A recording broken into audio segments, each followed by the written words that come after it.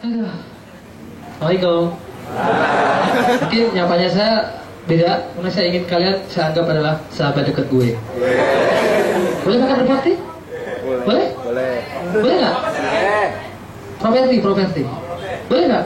Kalau nggak boleh, gue nggak masalah, sah-sah aja sih. Tapi akan boleh.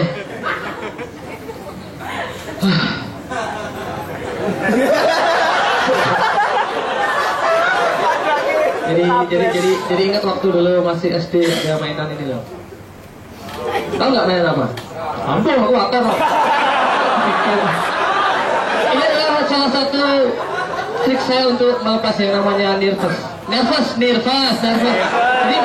saya bukan ahlinya dalam hal stand up comedy karena saya lahir sebagai politikus. Bapak saya siapa namanya? Yang rambutnya bukan. Who is it? Bapak saya Ketara Jasa. Mau tahu ibu saya? Alhamdulillah. Kalau ibu lanang, tadi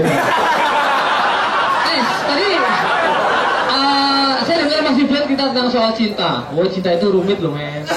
Kalau pengen tahu lihat di Romantic Night by Archong 11 1-4 itu all about my love for someone. Artinya,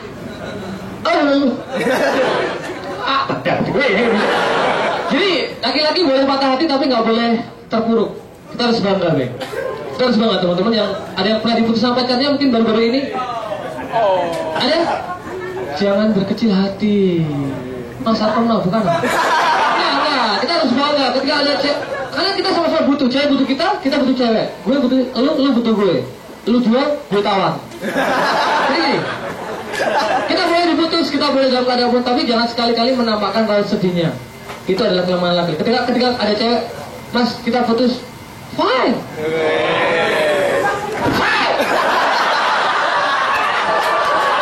Tapi sebenarnya mimpi dan wajah kalian harus terlihat kamu adalah laki-laki yang hebat. Ketika cewek itu pergi, dia pasti nyesal. Kok nggak dari tadi putusnya? Dari dulu. Kalau saya juga pernah punya pengalaman menyakitkan. Ini agak sedikit BB plus kalau di Kaskus. Saya dulu sebelum kuliah saya adalah seorang pelajar yang lugu, tidak mengenal free sex karena nggak dikenalin. Jadi saya pernah punya pacar itu seorang yang katakanlah perempuan itu boleh dibilang nakal, boleh dibilang genit, boleh dibilang adalah perempuan yang luar biasa karena mentekal. Mentekalnya loh. Kalau foto dalam segi dia berkomunikasi atau segi dia bergaul, dia menganut kebudayaan American style, yaitu menganut free sex, narkoba dan sebagainya. Dan saya ingin hadir di dia karena aku ingin menyadarkan dia, walaupun dia di Atma, saya ingin menyadarkan dia. Ya, akhirnya saya coba hadir, saya balikan diri. Boleh saya sebut nama? Namanya pria bodoh.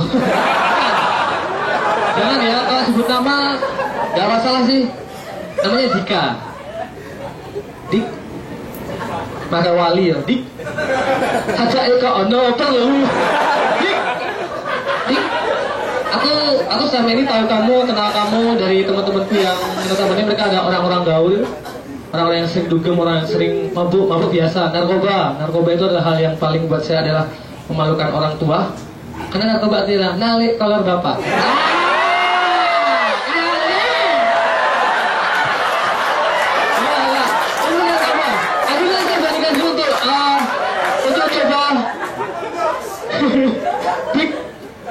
Boleh nggak aku jadi seorang yang setidaknya bisa menemani kamu dimanapun dalam kondisi kamu mungkin sakau.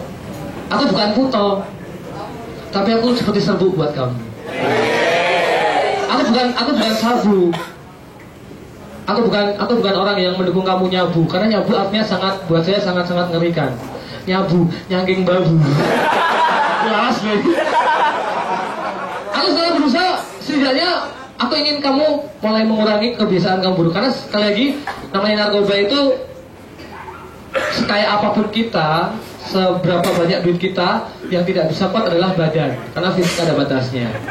Oke, kita jadian, kita jalan sama orang itu. Oke, baik, kamu ku terima. Serius? Jadi apa? Sopir? Enggak, jadi pacar tuh. Tapi kita nggak boleh ada aturan saling mengekang. Oke, kamu boleh main sama siapapun, aku boleh main siapapun, asal kamu dibayar. Soalnya ya.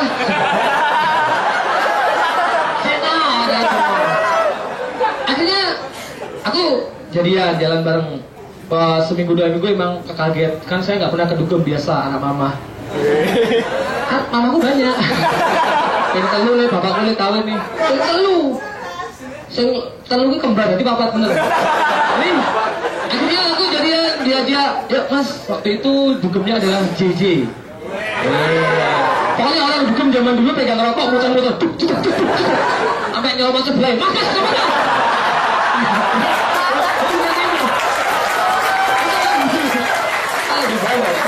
Akhirnya aku berusaha untuk mencoba. Kalau setiap seminggu berapa kali sih kamu kedugem? 4 kali mas, buat dikurangi. Paling enggak 2 kali dulu. Kan nggak boleh ngatur-ngatur. Ini bukan ngatur, ini bukan aku yang ngatur, tapi aku berusaha untuk membatasi apa yang kamu lakukan. Karena manusia kalau terlalu bebas itu kadang-kadang menyakiti manusia yang lain. Tuh.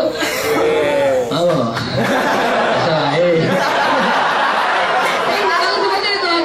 Dia jangan sama aku, dia akhirnya bisa melepas dari namanya narkoba. Dan sejak saat itu aku mulai menjadi seorang laki-laki sejati. Iya tuh, saya bisa keluarkan dari narkoba. 1 pel udah hilang. That's me. It's gonna be me. Boleh sebian biasa. Iya ya. Yes, akhirnya aku jalan. Aku harus mulai hilangkan kebiasaan buruk, yaitu free sex. Setiap diajak berhubungan, kita harus nikah dulu men. Kita nggak bisa.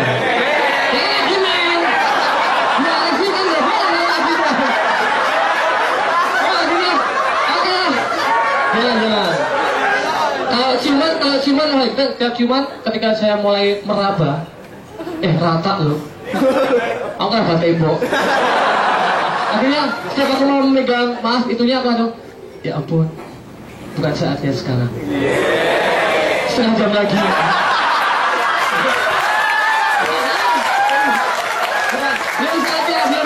Belum saatnya. Oke. Belum saatnya. Oke, stop. Terus kamu kenapa sih? Kamu takut ya? Bukan, karena buat aku sebuah seks itu bukanlah penghias sebuah hubungan.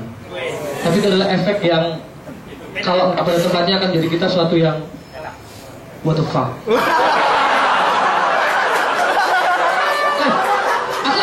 Jujur, aku benci seks bukan karena enaknya, tapi karena waktunya nggak tepat.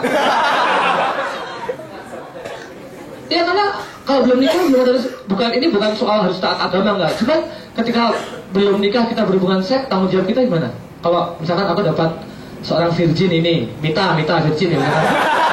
Akhirnya aku bisa mengambil kesucian dia. Setelah kita putus, tanggung jawab kita gimana? Laki-laki nggak boleh kayak gitu men. Gentle. Jadi kalau kamu sudah menghilangkan kesucian 5 orang gadis, nikahi semua. Tanggung jawab men. Kalau emang nggak mau nikahin, ya nggak usah disentuh bagian yang paling rahasia itu. Kenapa rahasia? Karena kita kudu nyari. Ada di situ, ada di situ, ada. Lompat ya. Yes, akhirnya dia cerita kalau bahwa kesucianku direbut oleh mantan cowoknya. Aku senang kalau dia terbuka. Nih, aku pernah punya pacar namanya Hasan. Dia adalah mantannya dan dia bilang mantan itulah yang pertama kali merusak diriku bilangnya. Dia pertama kali ngajarin aku narkoba, ngajarin aku minuman keras, ngajarin aku sebuah hubungan seks. Kaget seorang yang tidak pernah berhubungan seks waktu itu, otomatis kalau dapat pacar tidak suci, jujur ya pasti merasa, aduh aku ini masih berjaga, kenapa dapatnya yang sudah lawak waru. Itu jujur. Siapapun, nggak usah yang berjaga, orang-orang yang udah pernah bermain seks, ketika dia nggak dapat perawan untuk istrinya itu hal yang sangat menyakitkan. Tapi sebenarnya jangan, kalau bisa sugesti itu dihilangkan. Sugesti, ngeri bahasa gue ya. Apa itu? Terus akhirnya nggak masalah kalau emang kamu udah nggak virgin, itu bukan tujuanku. Karena bagi aku cinta adalah hati. Cinta sejati, agak sejati, cinta abal-abal. Don't try this at house. Ya, akhirnya aku berusaha untuk dia, kita sebatas ciuman aja wajar lah. Ciuman aja aku jadwal. Setiap hari-hari tertentu, hari-hari bahagia. Masa layak mau ciuman? Jangan, hari bahagia ketika kita senang-senang, kita lagi malam minggu di apel, paling enggak mbak aku dikasih sangu dong. Sangu apa ya? dikasih apa? Uang saku. Bukan bekal, maksudnya dikasih kalau mau pulang disun dulu kayak sundul ke lawang lo. Dulu kayak gitu. Waktu gue SMA kayak gitu, waktu gue SMA itu ya kan, pacar gue kan Jawa, kan gula Jawa. Akhirnya setiap mau pulang mesti dikis, mulai dari yang paling suka aku dikenim. Itu tujuannya adalah biar kita bisa berpikir jernih. Pian. Kalau ini dia turun lagi di antara mata ini. Ada yang tahu tujuannya enggak? Biar mata kita fokus pada cintanya. Jangan sekali-kali cuma ada hidung. Dulu kan. Akhirnya dia cium pipi. Ini kasih sayang. Kenapa pipi kita bikin dua? Ada sebabnya. Karena pipi, kalau satu pi. Akhirnya pipi dari sekali. Pipi wajar, akhirnya dikis dari mouth to the mouth. Gak enak ya, mulut apa? Mulut ke mulut itu apa ya? Kalau bahasa Jermannya Jion. Wajar tau? Aku jujur, semua perempuan pasti pernah. Itu flash kiss, kita anggap aja sesuatu yang apa? Jangan diambil tabunya, tapi diambil sesuatu yang bisa membekas. Walaupun jujur aja cewek yang ciuman sama gue pasti mulutnya sobek-sobek. Canda. Ada mau nyoba? Lagi boleh? Ya. Ya akhirnya jadi kebiasaan tiap malam minggu. Tiap aku apel pasti itu jadi suatu kewajiban. Tapi hanya sebatas itu. Karena aku bukan laki-laki yang tidak bertanggung jawab. Tapi akhirnya ketika aku main ke kosku, ke kos temanku maksudnya, ternyata Hasan, yang namanya Hasan itu adalah teman kampus gue. UGM Sastra Nuklir gue. Ya, teman satu kampus gue. Gue curiganya bulu kuduk. Gue curiga kok kayak pernah lihat ini, kan waktu ulang tahun aku pasti beliin dia dari ujung rambut sampai ujung kaki.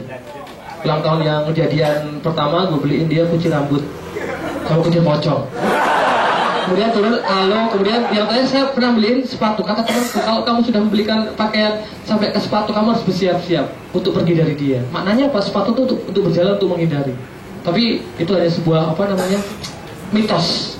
Tapi aku curiga, ini waktu itu seperti sepatu yang aku beli di Kelintian. Karena selen, ya kan?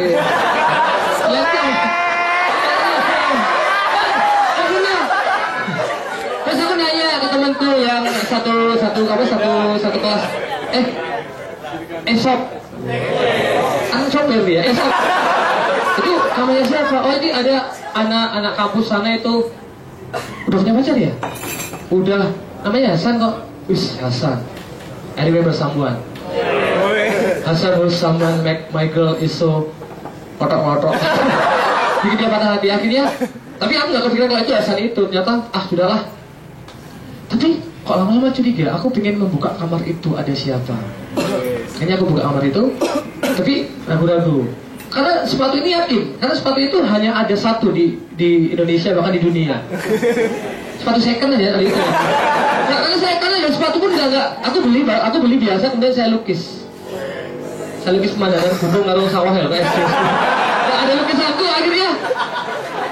Ini yakin sepatu gue lihat bawahnya ada namanya dia. Dika. Dika waktu itu pacarnya memang agak oriental, bukan Jepang. Orang tuanya kebetulan ada di Okinawa, bapaknya, ibunya ada di Trenggalek. Lumayan lah. Tapi dia kelihatan Jepangnya. Akhirnya, ini yakin ini Dika. Aku hidup dari lubang kunci. Ternyata butuh. Aduh, tak buka nggak ya? Aku udah curiga. Ini jangan-jangan Hasan mantannya itu. Apakah mungkin dia balikan sama mantannya? Padahal yang selama ini yang memberikan jalan terbaik adalah gue. Kalau sampai Dika pilih mantannya, berarti lu bener-bener tega, Dik.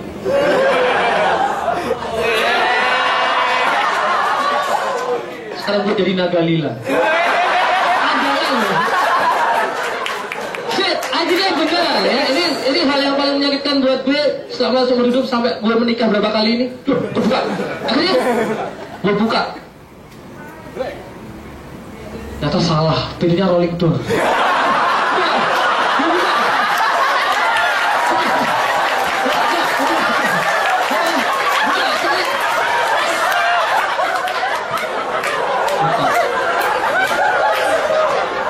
laki-laki, kamar laki-laki selalu seperti itu, berantakan, penuh dengan pakaian-pakaian, penuh dengan foto-foto band-band waktu itu tahun 9 sorry, gue SMA tahun 2008.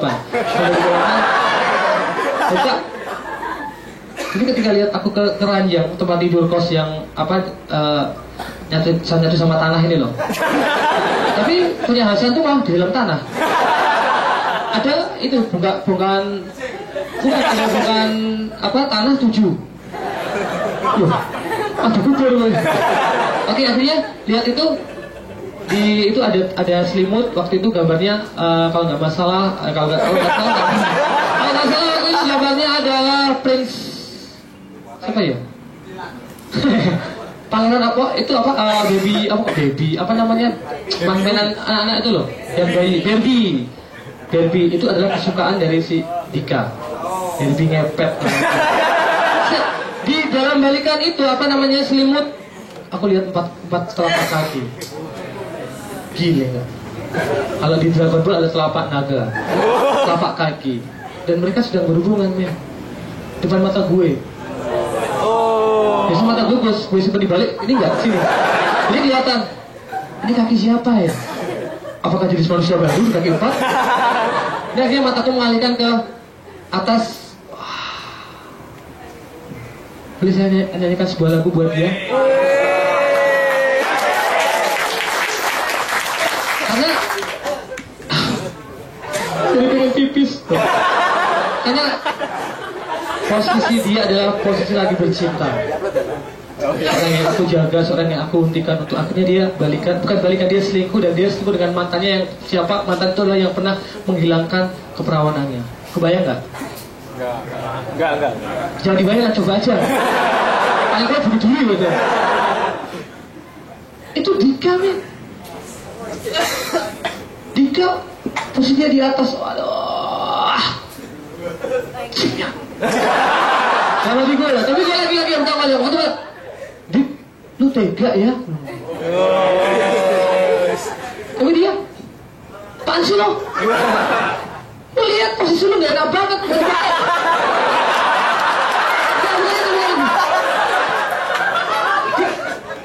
Lu udah jadi sama gue, lu tidak melakukan itu. Tapi dia, lu gak lihat bodoh kanan kiri. Bodoh amat aja gak bodoh. Kamu tunggu tuh, kita lagi syuting. Nah, itu cuma fantasiku. Aku sangat itu adalah jadi men. Akhirnya kalian bayangkan, ini harusnya jadi hal yang paling menyedihkan buat aku, tapi aku berusaha dengan senyum, walaupun aku sendiri pengen menangis, tapi air mataku udah habis. Air mataku yang pertama hanya untuk orang tuaku. Enggak, hanya untuk Tuhan yang pertama. Orang tua mah terakhir. Udah gak ngasih uang jajan soalnya. Yang kedua buat orang tua, yang ketiga buat istriku. Karena aku udah beristri, dan istriku mengikhlaskan aku untuk menikah lagi. Ada yang mau? Oke. Gak mungkin ya? Aku udah. Akhirnya aku keluar. Ini cerita asli. Aku keluar, tutup. Aku udah sempat bawa batu. Ada batu, ada bata, ada semen. Tukang mas.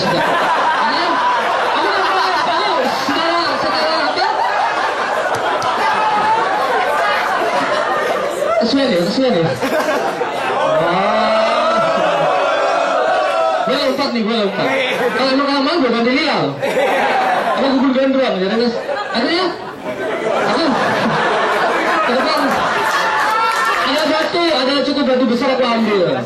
Aku udah mau timpukin ke cowoknya itu. Emosi men. Udah nggak tahu siapa yang pegang puja waktu itu. Tetap si Sultan. Itu bukan rakyatnya. Aku ambil, kemudian ada hal yang terjadi ketika aku mau jalan ke kamar si Hasan itu, tiba-tiba aku terpleset. Ini ada kulit buaya, kulit pisang. Aku hampir jatuh, terus aku berpikir, kalau aku berbuat nekat, berarti aku jatuh di kehidupanku selanjutnya. Iya kan? Kalau aku bunuh cowok itu, aku masuk penjara, cewek itu sebenarnya sama orang lain. Tuh, that's not it. Jadi dulu. Ya, salah nggak? Jadi saya ingin menyampaikan teman-teman, jangan kalau berbuat bodoh, apalagi kalau kalian masih pacaran. Kecuali kalau istri kita bela sampai mati. Jadi kalau pacar, kita bela semampu kita. Akhirnya, kalau aku sempat ambil batu dan memukul kepala cowok itu dan dia mati, yang satu aku masuk penjara, itu pasti. Kalau dia nggak mati pun aku dituntut. Yang kedua, cewekku yang udah aku bela mati-matian tetap selingkuh sama orang lain. Paling mentok selingkuh sama bapakku. Ya, akhirnya aku untuk tidak memukul dia. Oke. Kayaknya menita santet tuh ya. Nggak ada bukti saja. Akhirnya aku lepaskan. Udah, aku biarkan mereka selesai main. Gila 4 hari nggak selesai kurang ajar. Lu enak, gua mau banyak. Akhirnya oke, setengah jam dia keluar dengan pura-pura nangis dengan air mata berwarna-warni. What the fuck, aku tidak tahu air mata buaya. The ice water of air mata buaya. Apa kamu? Waktu itu nama SMA aku Amel, anak metal dulu. Waktu masih gondrong separuh. Gondrong dulu gundul. Namanya gini-gini. Ya, akhirnya nangis. Yes, dia keluar, dia nangis. Cowoknya pun bersalah. Aku nyantai aja depan. Aku ngerokok. Gile waktu. Ya, orang-orang biasa waktu itu ngerokok aja.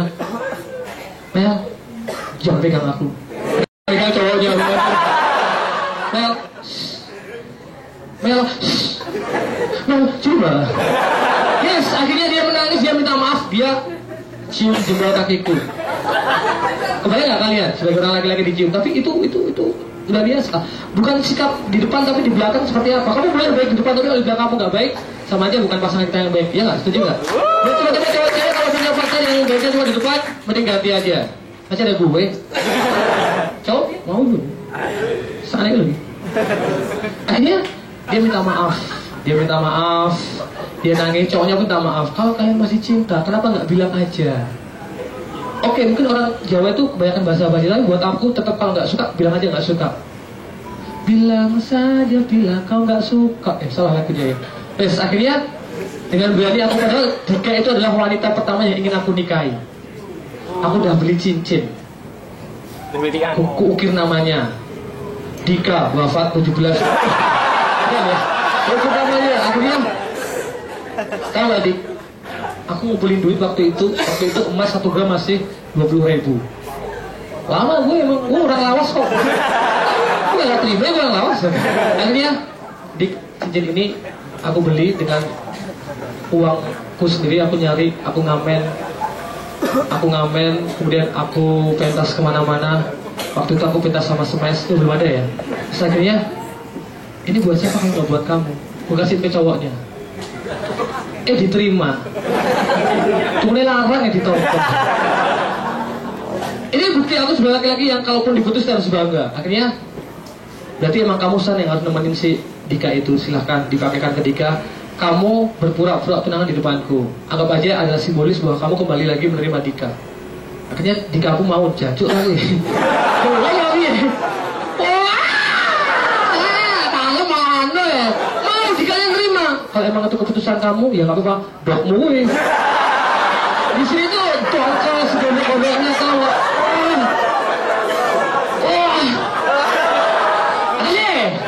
Yes, akhirnya dia. Oke, kalian jadi di depanku, kalian akan menikah. Entah itu kapan, tapi yang pasti tolong. Aku udah gak bisa jaga Dika lagi. Aku udah ikhlaskan dia jadi pacarmu walaupun berat, sakit sekali. Sampai dalam so hard. I was crying. Tomorrow I still be crying. Akhirnya itu adalah hal atau momen yang pertama di mana aku harus melepas seorang yang aku cintai untuk kuserahkan orang yang paling aku benci. Karena hidup dalam aku cuma ada 3 pilihan: menerima, menjaga, dan melepaskan. Woi, merah. Lagi mau jadi cukup. Menerima, karena kita harus menerima hal-hal baru. Kita harus menerima. Misalkan aku jadi punya pacar baru, kita terima. Menjaga adalah ketika kita menjadi dengan cewek itu, dengan siapapun yang kita punya. Melepaskan ketika sudah dia mengambil dia dari kehidupan kita. Begitu, mungkin orang lain. Itu yang harus dijalani konsekuensi dalam hidup. Akhirnya aku udah bisa menerima, udah bisa menjaga, dan saatnya aku melepaskan. Waktu itu dia udah jadian, selesai dia ikrar depanku, aku keluar dengan pintu. Kali ini bukan rolling door, kali ini biasa. Aku jalan dengan santainya dan aku bilang, ini pintu di sana ya, aku buka. Di samping ada Mbak. Biar saja dengan gaya gue yang waktu itu gue banget ke jalan. Gue mampu tanpa lo. Kasih angin dong, kasih angin. Angin ludah, gue mau ke jalan. Dan itu adalah merupakan perbuatan jantan yang pernah aku lakukan dari waktu aku lahir sampai sekarang. Yang kedua adalah aku menikah dengan seorang cewek yang aku cintai yang lainnya. Yes, namanya Sally. Sepeda lipat. Oke, jadi terima kasih. Itu adalah cerita saya tentang